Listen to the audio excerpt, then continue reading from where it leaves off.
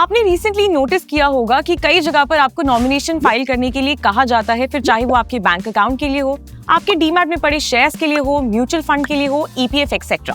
Filing A nomination is becoming a mandate.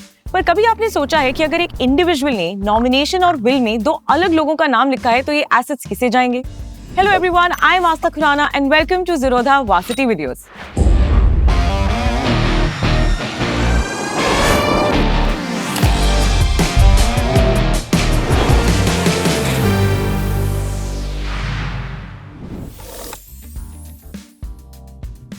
Wills and nominations दोनों ही important legal documents हैं जो कि ये हेल्प करते हैं अंडरस्टैंड करने में कि एक इंडिविजुअल की डिमाइस के बाद एसेट डिस्ट्रीब्यूशन कैसे होगी। लेकिन ये एसेट्स किसे डिस्ट्रीब्यूट होंगे उसे अंडरस्टैंड करने के लिए सबसे पहले समझते हैं विल्स क्या होती हैं एंड नॉमिनेशंस क्या होते हैं। Wills according to Indian succession act of 1925 basically एक लीगल डिक्लेरेशन है जो ये बताता है कि एक इंडिविजुअल की डिमाइस के बाद उसके एसेट्स को क्या होगा। इस केस में मान लेते हैं हमारी ये इंडिविजुअल है माया।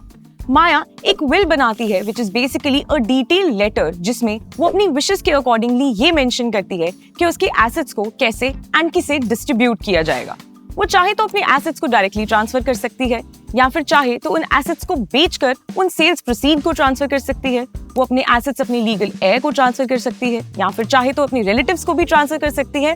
मोर ओवर वो अगर चाहे तो एक चैरिटेबल इंस्टीट्यूशन में भी अपने एसेट्स को ट्रांसफर कर सकती है, बट ये सारी ही चीजें उसे अपनी विल में लिखनी होंगी। अब हम समझते हैं कि नॉमिनेशन क्या होता है। नॉमिनेशन एक ऐसा प्रोसेस है जहां पर इंडिविजुअल जैसे कि माया ये लेट डाउन करता है कि उसके एसेट्स के लिए इंटाइटल्ड कौन होगा।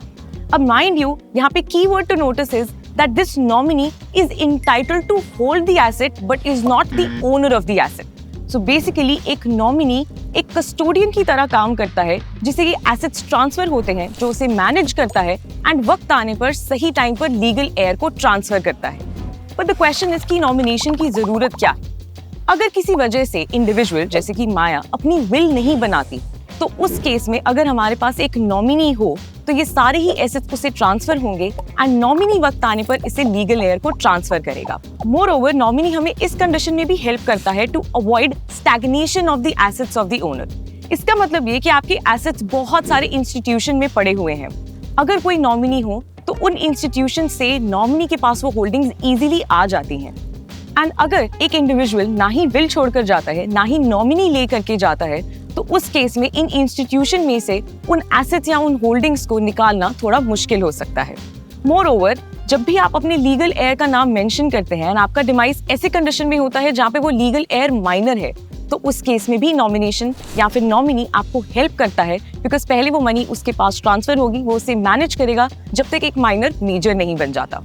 Now coming back to our question कि ये फंड्स या फिर एसेट्स किसे मिलेंगे, विल के थ्रू लीगल हेयर को या फिर नॉमिनेशन के थ्रू नॉमिनी को। आई होप इन दोनों की मीनिंग से आपको समझ आ चुका होगा कि इन एसेट्स का ट्रीटमेंट कैसे होगा, बट चलिए एग्जाम्पल से समझते हैं।